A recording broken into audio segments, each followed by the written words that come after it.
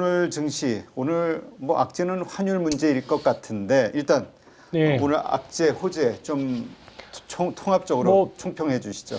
호재가 있었나요? 뭐 사실 특별한 건 없었죠. 미국 시장 뭐 크리스마스 때 양호했고, 우리나라도 그래도 양호하기 시작했죠. 양호하기 시작했고, 우리나라 요즘 특징이 뭐냐면 일단은 장 초반에는 올려주고, 그리고 장 30분부터는 한 1시간 정도는 종목별로 변동이 엄청 심합니다.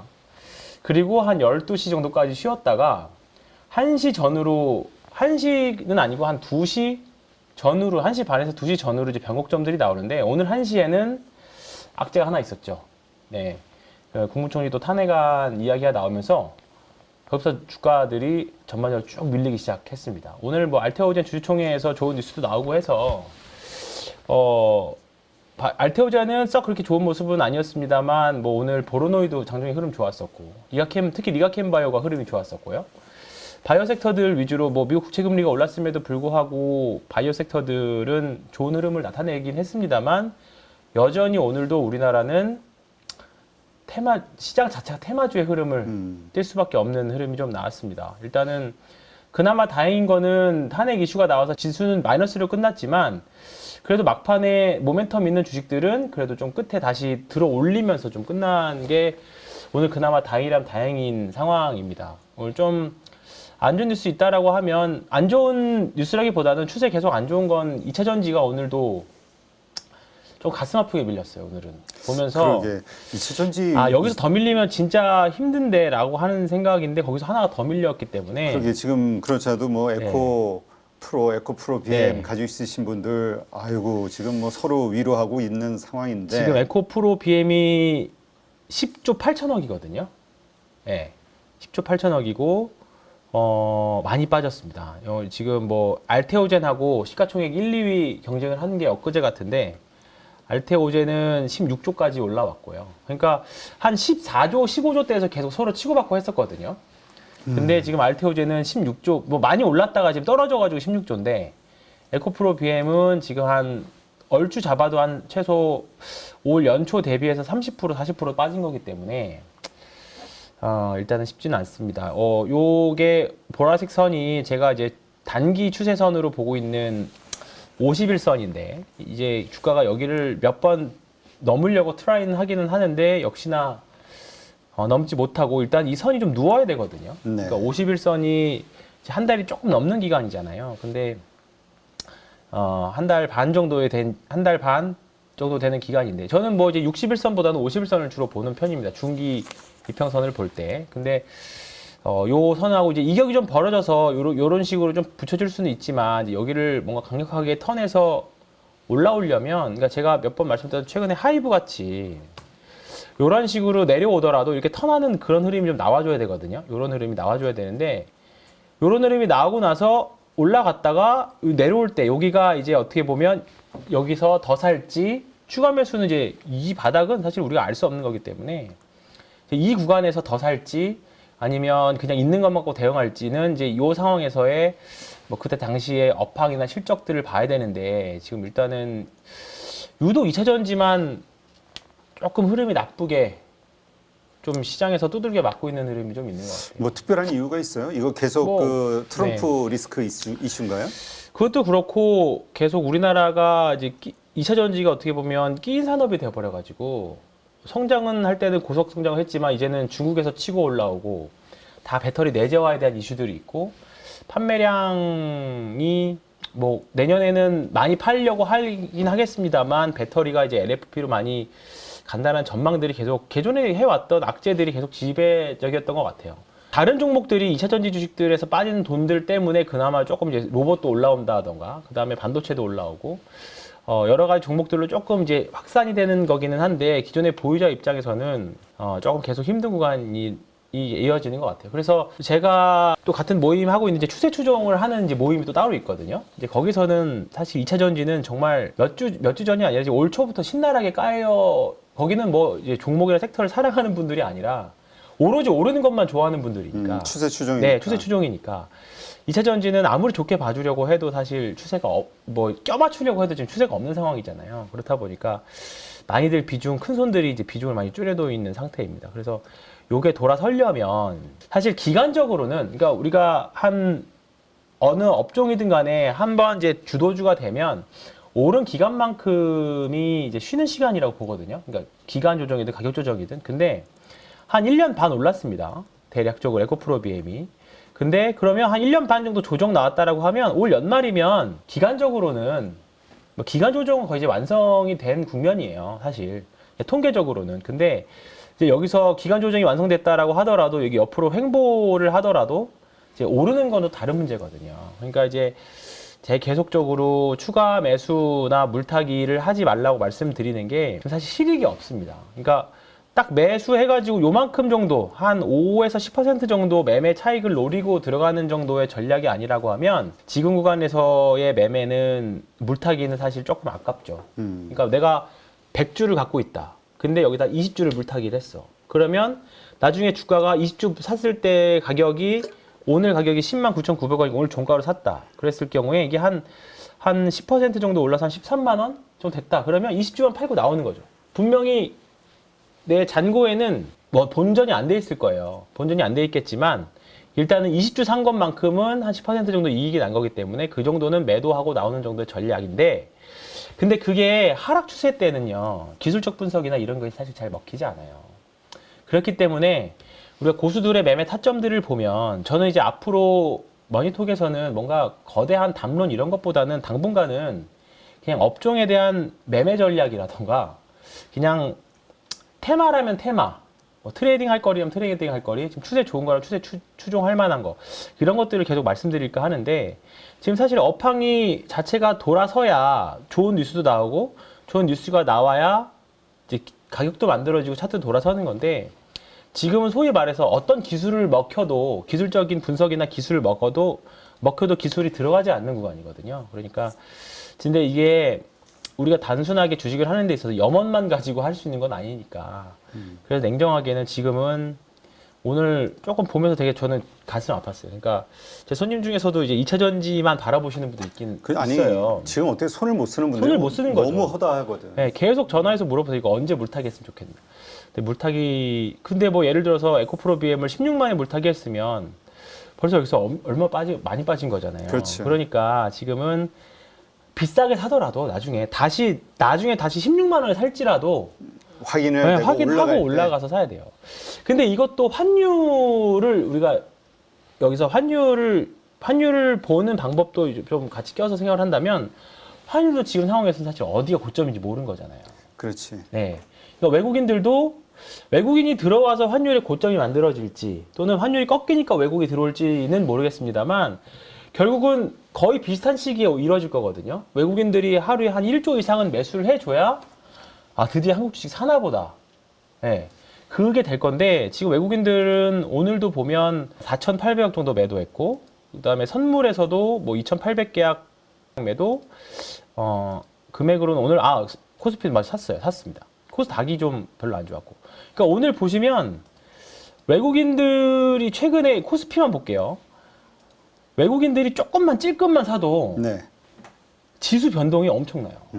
그러니까 뭐 이거 3,400억 정도 산 날도 27포인트 올랐고 그저께 23일 날은 1,400억만 샀는데도 물론 기관이 좀 받치긴 했습니다만 외국인이 조금만 사도 지금 팍팍 뛰어오르거든요. 이게 왜 이러냐면 개인이 사는 날은 안 오르고 뭐 외국인이 사는 날, 기관이 사는 날은 왜 오르냐면 이게 응집력 차이거든요.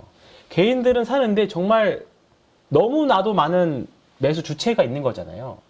근데 외국인들도 물론 주체들이 많이 있긴 합니다만 우리 개인 투자자들보다는 그 사는 기준이라던가 이런 것들이 거의 비슷하기 때문에 매수 응집력이 우리보다 개인 투자자들보다 좋습니다. 그렇다 보니까 화력을 좀 집중할 수 있는 거죠. 그렇다 보니까 외국인들이나 기관이 사는 날은 지수에 있어서 대형주들이 좀 튀고 개인들이 사는 날은 또는 개인들이 사는 날은 좀 개별주들 위주로 튀고 그런 양상인 거예요. 그래서 일단은 환율로 다시 돌아가면 환율이 결국은 오늘도 다른 방송에서 환율 예측을 해달라 그러길래 모른다 그랬어요. 사실 지금은 저 환율 전문가들도 모르는데 지금은 사실 오늘 또 탄핵안 나오면서 집값 밀렸던 거 보시면 아시겠지만 결국 이게 해결돼야 됩니다. 27일 날이 네. 이제 탄핵 그 네. 뭐죠? 재판 시작이죠. 네, 결론이. 네. 그게 하나의 변곡점이 돼주지 않겠냐. 그때가 이제 정점이지 않겠냐라고 보는 분들이 좀 많긴 하더라고요. 네, 근데 그래서 변곡점이 돼서 외국인들이 들어오면 땡큐죠.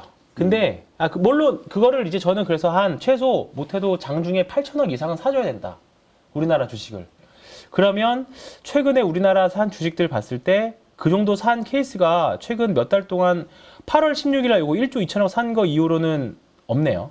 요때는 그 정도 샀고 그 이후로 계속 쭉쭉쭉 매도했으니까 최소한 요 정도는 되돌려주는. 그러니까 장중에 한 8, 9천억, 장중에 1조 넘어갔다가 다시 줄어들어도 상관없거든요. 그러니까 장중에 한 8천억 이상 매수 들어오는 날이 어떻게 보면 하나의 변곡점이 될 수는 있을 것 같은데 그게 내일이 될 수도 있고 내일 뭐 이제 변론하는 거 보고 다음 주가 될 수도 있는 거고 시기상은 사실 언제든지 들어와도 뭐 상관없을 것 같아요. 외국인들 지금 뭐 우리나라 뭐 경제 성장률 안 좋고 하지만 저는 언제든지 불쑥불쑥 들어올 수 있을 거라고 생각은 하거든요. 근데 그냥 말 그대로 그냥 기대야지 들어와야 들어오는 거잖아요. 그러니까 우리가 매매를 함에 있어서 예상은 할 수 있지만, 그러니까 결국 대응하는 거거든요.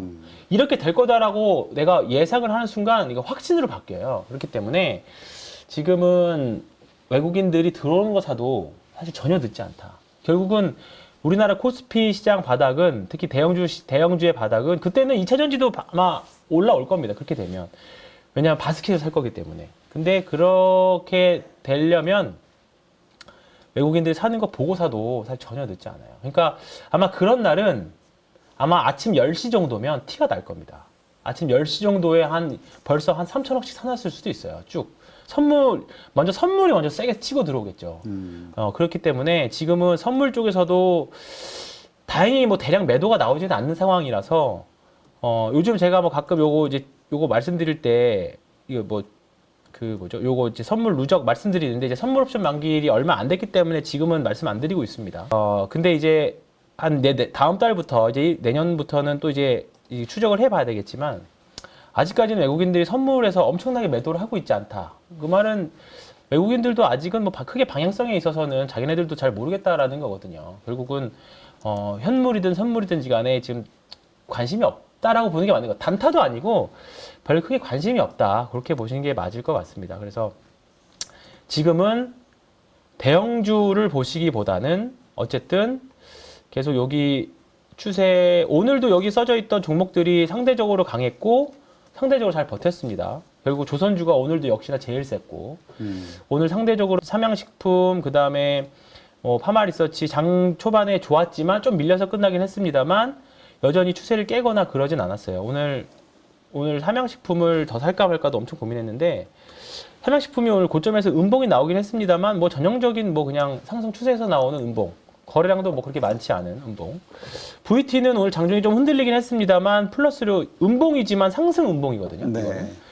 음봉이지만 플러스로 난 날이에요. 그런데 거래량도 없고 그렇기 때문에 장 초반보다 매도 세력이 더 세긴 했지만 결국은 막판에는 매수세가 상승으로 끝났다. 이거는 전형적인 뭐 N자 파동이나 상승 이후에 그 눌림목 구간, 뭐 이거는 컵앤 핸들로도 해석을 할 수도 있고, 뭐 여러 가지 다 갖다 붙일 수 있어요. 그러니까 아까 하락 추세에 있는 종목들은 어떤 기술을 써도 잘 안 먹힌다 그랬던 것처럼 반대로 지금 상승 추세에 있는 종목들은 어느 타점에 가져다가 붙여도 뭐 인터넷에서 배운 기법이든 본인이 내가 독학해서 배운 기법, 뭐 이동평균선부터 시작해서 그런 기법을 가져다 갖다 붙여도 지금은 다 맞는 구간이에요. 그렇기 때문에 지금은 일단은 이런 추세가 계속적으로 이어지고 있다. VT, 그다음에 파마리서치, 그다음에 오늘 뭐 대장은 당연히 현대중공업이었죠. 현대중공업. 그리고 이제 하나오션이 슬슬 따라오기 시작합니다. 하나오션도 슬슬 여기 전고점 신고가는 아닙니다. 네. 신고가는 아닌데 이제 41,000원을 넘을 수 있는 기대감도 좀 이제 슬슬 올라오는 그런 구간인 거죠. 그리고 오늘 아침에 말씀드렸던 마린엔진 이것도 지금 이제 신고가를 넘어가려고 하고 있습니다. 네, 엔진도 지금 여기 자세히 있고요. 뭐 싼 고점이라서 조금 불안하다고 볼 수도 있지만 일단 결국 현대중공업이 신고가를 가고 있기 때문에 근데 오늘 이렇게 올랐는데 사실 거래량이 많이 없는 상태거든요. 거래량이 일반적인 상태예요. 그렇기 때문에 저는 조금은 더 갈 수 있지 않을까. 물론 이제 이렇게 상승의 기울기가 분명히 가팔라지기 시작했습니다. 네, 보시면 아시겠지만 이렇게 조금 길게 놓고 볼게요. 그러니까 이제 뭐 내년도 엄청 더 좋을 거라고는 하는데 이렇게 올라갔다가 쉬었다가 올라갔다가 쉬었다가 올라가는데 이제 여기서부터 좀 약간 상승의 기울기가 기존에 있었던 상승 기울기랑은 좀 이제 오늘 이 양봉을 기점으로 해서 이렇게 이제 좀 슬슬 그 경상이 이제 바뀌기 시작하는 날이거든요. 그러면 요런 날 사실 조금 무서워하긴 해요. 이제 여기서 거래량까지 터져버리면 진짜 조금 이제 단기 고점에 냄새가 아주 많이 나는 이제 패턴이 만들어지는 거거든요. 요거랑 비슷했던 게 삼성전자 고점하고 딱 똑같습니다. 삼성전자 요때 2000 코로나 이제 끝나고 여기 네. 여기일 수도 있고요. 지금 오늘 현대미포 중공업이 그리고 나서 내일 요런 식으로 장대봉이 한 번 더 나오면서 거래량이 터지면 일단은 단기 고점은 한번 생각해 봐야 됩니다. 예. 삼성전자 이때 정말 누구나 다 사고 싶을 때 그때가 조금 위험할 수 있으니까 현대중공업도 여기서 만약에 내일 장대 양봉이 더 큰 거 세게 한번 거래량 터지면서 나온다 라고 하면 저는 좀 가지고 계신 분들한테 차익 실현을 한번 말씀드릴 것 같습니다. 일단은 네. 알겠습니다. 자, 내일장 네. 체크 포인트 뭘로 봐야 될까요? 내일장도 사실 오늘이랑 크게 다를 바 없을 것 같습니다. 사실 크게 다를 바 없을 것 같고 지금 이게 뭐 우리 네. 국내 문제 이게 어느 네. 정도 수습이 돼야지. 네. 결국은 오늘 밤에 미국에서 어떤 업종이 오르느냐 그리고 과연 우리나라에 그것과 관련주가 있는 종목들이 뭐가 있느냐. 뭐 오늘 조금 막판에 힌트 나왔던 게 에이직하우스 아까 아침에 말씀드린 디자인하우스 종목들이요. 오늘 딱 갈렸어요. TSMC하고 이제 하는 에이징랜드는 장 막판에는 플러스까지 냈었습니다만 그래도 한 1%대 조정으로 마무리가 됐고요. 근데 삼성전자하고 하고 있는 AD 테크놀로지는 4% 이상 밀렸고 그다음에 가온칩스도 오늘 좀 급락이 나왔습니다. 10%대 급락이 나왔어요. 그러니까 이제 한번 추세선을 이런 식으로 돌파를 하더라도 결국은 이제 조정을 주는 그런 과정, 물량 소화하는 과정들이 나오는데 좀 조정이 거칠죠. 아직까지는 업황에 대한 이런 부분들이 조금 전망치 자체가 아직은 좀 약한 상태라서 삼성전자와 있는 회사들은 그러다 보니까 그런 상태고 지금은 디자인하우스 보시려면 역시나 에이징랜드나 그다음에 자람테크 요 정도 보시는 게 센 놈 보시는 게 무섭다고 하지만 사실 이럴 때 보면 덜 밀려요. 거니까. 덜 밀립니다. 확실히. 그리고 앞전에서 이렇게 거래량들 많이 나오는 주식들 네. 이런 주식들이 좋다고 보시면 될 것 같고 오늘 로봇이요. 그리고 오늘 로보스타도 괜찮았고 그 다음에 로보티즈 로보티즈가 오늘 상승률은 장중에는 제일 좋았었습니다. 로보티즈 좋았고요. 그 다음에 슈레 갑자기 생각이 안 나네요. 클로봇 클로봇도 오늘은 어제에 이어서 어제 장대양봉에 이어서 도지가 나왔는데 이런 종목들도 그러니까 대량 거래에 이런 장대양봉 나오는 것들 단기 신고가 내는 종목들은 계속적으로 특히 20% 이상 오른 종목들 있잖아요. 이게 내가 고점에서 잡을까봐 무서워하실 수도 있지만 그런 종목들이 결국은 큰 돈들이 들어왔다는 거잖아요. 거래량이랑 거래대가 터졌다는 거는 그러면 그 돈들이 다시 단기적으로라도 나갈 구멍이 좀 있어야 돼요. 네. 그렇기 때문에 후속적으로 그 관성이 이어지는 케이스들이 많거든요. 지금 자율주행 중에 SOS 랩들이 있어요. SOS 랩. 제가 이거 지점에 있는 이제 후배하고 같이 이제 매매하는 종목인데 사실 여기서부터 매매하기 시작했거든요. 여기서부터 이거 빵 터지는 날부터. 근데 여기까지 놓고만 보면 여기까지만 놓고 봐볼게요. 이거 되게 고점이라서 무서워하실 수도 있거든요. 무서워하실 수도 있어요. 무서워하실 수도 있는데 뭐 눌림목에서 매매를 하든 또는 다음날 캔들 어떻게 상황을 보고서 매매를 하는 건데 대응하는 거니까 뭐 이런 데서 사가지고 쭉쭉쭉 이렇게 가져가면 충분히 매매할 수 있는 단기적으로 매매할 수 있는 거리가 나오고 저는 팔았는데 후배는 자기는 수익을 극대화 해보겠다고 끝까지 가져가 보겠다는 거예요. 근데 이제 오늘 조금 고점에서 팔았는지 모르겠습니다. 오늘 걔가 휴가를 가가지고. 근데 오늘 일단은 장 초반에는 그래도 한 6% 시가를 뜨기도 했었거든요. 그러니까 지금 좀 매매하기 어렵다. 근데 한국 주식 열받아서 매매는 해봐야겠다라고 하면 그날 한번 20%씩 이상 올라간 종목들을 찾아보시는 것도 저는 매우 추천을 드립니다. 그러니까 해버릇 해보면 이게 뭐 위험한 매매법이라고 하실 수도 있지만 오히려 선수들은 이쪽에서 많이 놀아요. 그러니까 저는 장 마감하면 선수들 노는 데 갔다가 우리 망하는 거 아니에요? 거기 가서 얻어 터지는 거 아니야? 뭐 그럴 수도 있어서 근데 그렇게만 말씀드릴게요. 일단은 이렇게 거래 터지는 것들이 일단 시장 주도나 주도 섹터일 확률이 높습니다. 근데 제가 이거 하루 매일매일마다 이제 보는 이제 요건데 오늘 5개가 나왔어요. 보면 상한가 간 게 이제 바이오가 ENCL이라고 얘가 하나가 있었고요. 얘가 오늘 상한가를 갔습니다. 그러면 오늘 거래량 말고 오늘은 좀 약간 어차피 거대 담론 이런 거 의미 없고 그냥 제가 어떻게 매매하는지 요즘 저도 열이 받아가지고 그렇습니다. 이런 게 해서 다 먹고 살아왔었는데 지금까지 갑자기 요즘에 잘 안 되고 하니까 근데 됩니다. 네, 됩니다. 일단 됩니다. 우리 시장 자체에 대한 네, 불신이 이게 좀 살아나야지 수요가 좀 맞아요. 몰리면서 유동성이 네. 몰리면서 뭐가 되는데 그러니까 유동성이 부족해서 그거를 역으로 생각을 해서 그렇게 생각을 해보면 차라리 오히려 몰리는 곳에서만 차라리 매매를 해라. 어차피 오답지들이 많이 있는 거잖아요. 그러면 지금 어차피 안 되는 섹터 종목 다 제끼고 어차피 한국 시장 안 떠날 거면 결국은 상한가를 가거나 그날 20% 이상 올라가는 종목에서 매매를 해라. 그러면 뭐 이런 대표적으로 오늘 상한가 간 ENCL 같은 거 보면 오늘 거래 대금이 1,000억이 넘게 나왔어요. 시가총액이 2,000억짜리가.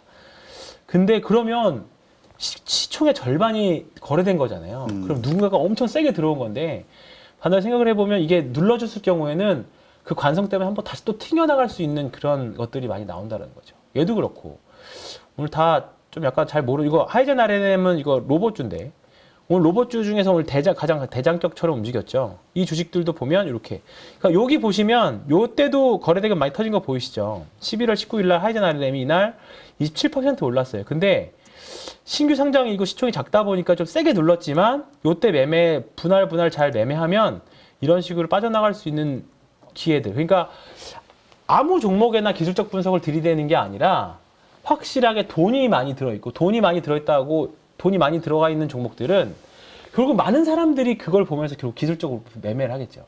그러면 결국 사람들이 보는 타점이나 뭐 지지나 저항 이런 것들이 거의 다 비슷합니다. 그렇기 때문에 결국 기술적 분석의 사람의 심리의 반영이라고 보면 결국 비슷한 위치에서 뭐 그날 시장 상황에 따라 좀 다르게 하겠습니다만 비슷한 위치에서 반등들이 나오거든요. 그렇기 때문에 우리가 단기 매매할 때라고 하면 최근 일주일 안에 거래대금이 그래도 한 500억 정도는 적어도 300억. 일단 500억 이상은 터진 종목들에서 매매를 하는 게 좋지 않을까. 저는 그렇게 생각합니다. 그런데 그런 관점에서 봤을 때 그런 종목들 중에서 테마주 말고요. 오늘 뭐 신성델타테크 많이 올랐어요. 오늘 그게 양자 쪽도 네. 좀 오늘 좀 올랐어요. 사실 이런 거는 사면서도 찝찝하잖아요. 사실 이거 뭐 될까? 뭐 하면서도 근데 벌써 더블 3배 났거든요. 바닥에서. 근데 이런 게 아니라고 하면 이런 테마주 난 싫다. 근데 뭐 테마주로 하기엔 3조 3천억입니다. 시총이. 근데 나 이거 예전에 뭐였죠? 그 초전도체였잖아요. 신성델타테크. 뭐 이런 거 나 잘 모르겠다라고 하면 아까 에이징랜드도 보면요. 여기서 보면 시가총액 이것도 2천억씩 터졌었거든요. 거래대금이. 그러면 이런 것들이 분명히 좀 늘려주면 단기 반등이라도 나올 확률이 매우 높다. 근데 이랑 똑같은 에이디테크를 보면 이게 앞에서 터졌고 그냥 여기서 뭐 2번 만에 이틀하고 매매 나오긴 했습니다만 최근에는 거래량이 별로 없습니다. 그렇기 때문에 밀릴 때 그냥 힘없이 밀려요. 근데 거래가 이렇게 많이 빵빵 터지는 애들은 올라올 때 세게 올라오고 반등 줄 때도 세게 반등 준다. 그리고 업황 자체가 턴할 때 그래도 가장 대장주의 모습을 보여준다. 그렇게 보시면 될 것 같습니다. 그런 식으로 본다라고 하면 뭐 한국 주식도 내년에 일단은 기저효과를 좀 말하면서도 좀 될까 싶은 생각이 드는데 어쨌든 내년에는 올해보다는 저는 어쨌든 내년에는 그동안 올해 하반기에 뿌려놨던 불확실성이 그래도 해소되는 국면이잖아요. 그러니까 그래도 조금 낫지 않을까. 자, 앞으로의 증시 흐름 예상 네. 어떻게 봐요? 저는 일단은 오늘 삼천당 제약이 그래도 한 10% 정도 올랐고 9% 넘게 올랐고 리아켄바이오도 그렇고요. 지금 미국 국채금리가 계속 올라가는데도 불구하고 바이오가 괜찮습니다. 저는 괜찮다고 보고요. 다만 종목을 좀 압축해서 보긴 해야 될 것 같아요. 근데 지금은 괜찮다라고 말씀드리기 사실 조금 부담스럽습니다. 사실 변동성도 크기 때문에 최소한 지금은 모든 국내 주식 투자자분들이 가장 먼저 해야 될 건 리스크 관리라고 봅니다. 그러니까 시장이 턴하면 미국 그리고 이제 우리나라가 좋아질 것 같다라는 생각이 좀 들면, 그러니까 좋아진다라는 개념이 지금 올해보다는 낫겠지라는 생각이 들었을 때면 미국 이제 외국인들은 들어올 거예요. 삼성전자 외국인 비중이 이제 50.5%대까지 내려간 것 같은데, 결국은 한국 시장이 바스켓에서 들어올 때가 분명히 내년에 한 서너 달은 있을 겁니다. 1년 중에 3개월 정도는 분명히 해볼 만한 시장이 와요. 1년 중에 아무리 안 좋아도. 그러면 그때 바짝 벌고 또는 있는 거 잘 탈출하실 수 있는 시장이 분명히 될 겁니다. 근데 그럴 확률이 상반기일 확률이 저는 높다라고 보고, 올해도 결국은 대주주 양도소득세 이슈가 없었던 것 같은데 갑자기 바이오들이 올라온다는 거는 이거 대주주 양도소득세 이슈가 있었나? 생각이 결과론적으로 좀 들게 되는 거죠. 이거는 내년 이제 2025년도 12월 달 매매할 때 10월부터 12월 달 매매할 때 우리 꼭 참고를 해야 될 것 같아요. 그러니까 오늘 본의 아니게 우리가 대주주 양도소득세 이슈가 10억일 때, 기준이 10억일 때 10월부터 주가가 안 좋았어요. 네. 10월부터 11월 말까지 주가가 안 좋았고 12월은 그냥 오르락 내리락 하다가 크리스마스 전후로 해서 주가가 올라가고 1월 뭐 JP모건 헬스케어부터 시작해서 연초 효과 하면서 바이오 섹터들이 좋은 흐름이 되는 게 우리나라 이게 정석적인 플레이였거든요. 근데 올해도 보면 기가 막히게 알테오젠이 이때 사실 별 이슈도 없었는데 11월 중순부터 부러지기 시작했어요. 사실. 그때 특히 올해 많이 올랐던 바이오주들 위주로, 특히 개인 대주주들이 많은 종목들 위주로 사실 이때 떨어질 때 별별 말들이 많이 있었지만 사실 뭐 이게 진짜야라고 확인된 건 사실 별거 없거든요. 네. 근데 지금 보면 리가켄바이오 많이 올라오려고 하고 있고 다 비슷한 시기에 떨어졌으니까 보로노이도 그렇고요. 그다음에 펩트로는 심지어 최근에 밀렸다가 상한가 간 적도 있고요. 이제 떨어졌다가 올라오기 시작했어요. 그러니까 올해도 올해가 아니라 2025년도에 볼 때도 어떤 업종일지 모르겠습니다만 코스닥 쪽에서 내내 오르다가 10월에서 11월쯤 되면 올해 주가 패턴들 잘 기억해 놓으셨다가 힌트가 저는 될 것 같습니다. 그래서 대주주 양도소득세 이슈가 없었는데 이게 종목당 50억이다 보니까 매도가 나올 때도 세게 나오는 거죠. 왜냐하면 걔네들도 50억, 그분들도 50억인 걸 확 줄여가지고 30억대까지 줄였다가 사실 밑에서 떨어지고 다시 살 수도 있는 거니까. 그래서 연 말까지 사서 다시 내년에도 좋다라고 하면 50억 채워넣을 수 있는 거니까 그런 관점이라고 하면 저는 사실 올해는 대주주 양도소득세 이슈가 사실 탄핵 국면이랑 겹치는 바람에 이게 양도소득세 이슈 때문만인지 여러 가지 이슈가 섞인 건지 왜 그러냐면 알테오젠만 빠졌으면 저 이해를 하겠는데 보로노이 같은 건 아무 이슈 없거든요. 리아켄바이오도 사실 아무 이슈 없어요. 그냥 두들겨 맞은 거예요. 같이 빠지니까. 그렇다는 거는 그냥 뭔가 다발로 그냥 나온 거기 때문에 그러면 수급적인 이슈, 우리나라 이슈 문제 사실 이거 우리나라 경제 성장성하고도 사실 상관없잖아요. 바이오 섹터들은. 그렇죠. 네. 그렇기 때문에 그렇다라고 보면 대주주 양도소득세 이슈가 없는 줄 알았는데 일부 저는 있었다라고 봅니다. 네. 그래요. 하여튼 한국장만의 고유의 문제. 고유의 문제가 네. 있죠. 자, 그러면 이제 어쨌든 이러한 상황에서 우리 황 팀장이 보는 앞으로 주목해야 될 종목, 이제 우리 시장이 어느 순간 좀 턴이 된다 했을 때 네. 우리가 공부를 미리 해놨다가 지금 뭐 조선은 조금 이제 저는 7분 선선 온 것 같고요. 7분 선선 이상 온 것 같고요.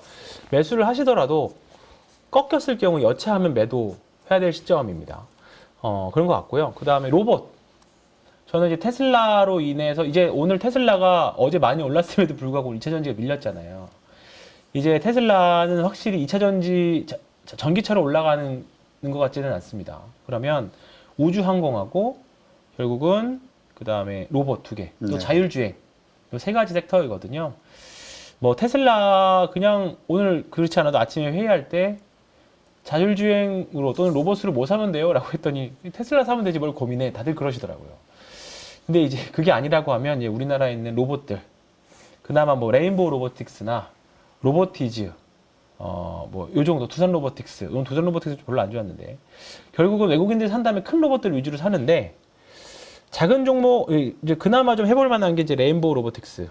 이제 요거는 좀 째려보고 있습니다. 이제 위로 올라왔고요. 요 장기 추세선을 좀 그어보면 원래는 이제 여기 되겠죠. 지금 딱 상단에 걸려 있습니다. 또는 일단은 단기적으로는 여기를 이제 벗어나는 그림은 나왔기 때문에 이제 상단을 벗어나고 하려는 흐름이 나왔어요. 만약에 이제 눌러주면 분명히 서볼만 하고요. 돌파를 해보면 또 돌파하는 과정에서 또 매매 타임은 좀 있을 것 같습니다. 그래서 일단 레인보우 로보틱스, 로봇 중에서는 레인보우 로보틱스하고 로보티즈 두 개 보시면 저는 좋을 것 같고요. 조선, 그 다음에 뭐 계속 말씀드렸던 삼양식품, 삼양식품, 그 다음에 파마 리서치, 뭐 VT, 그 다음에 뭐 산일전기, 그 산일전기나 다 우상향하고 있는 종목들이 산일전기, 그 다음에 HT 현대일렉, 이것도 보시면 언제든지 신고가가 가도 이제 변동성을 줄이는 패턴이거든요.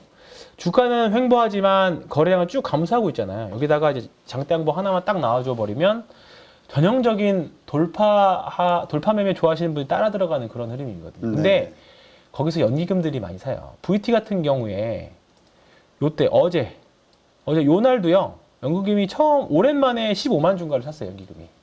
8월 달 이후 제일 많이 샀거든요. 그다음에 최근에 이제 연기금들이 바닥에서 좋은 종목들, 뭐 연기금 바닥에서 사는 게 아니라 위에서 더 업사이드가 보이면서 사니까 지금은 기관들 보시려면 연기금 매매 어떻게 하는지 보시면 좋을 것 같고, 그리고 흘러나오는 뉴스들 잘 챙겨 보셔야 됩니다. 일단은 업황이 좋고 뉴스가 나와야 차트가 만들어지고 가격이 만들어지고 차트가 만들어지는 거기 때문에 그 선후 관계 잘 생각해 보셔가지고 보시면 될 것 같고, 지금 뭐 일단은 트럼프 취임 전까지는 뭐 주가가 크게 흔들리지는 않을 것 같고, 트럼프 취임하고 나서 직후에 또 FOMC 있잖아요. 일단은 그때 FOMC까지는 진짜 완전 종목별 장세이지 않을까 계속 생각합니다. 알겠습니다. 네.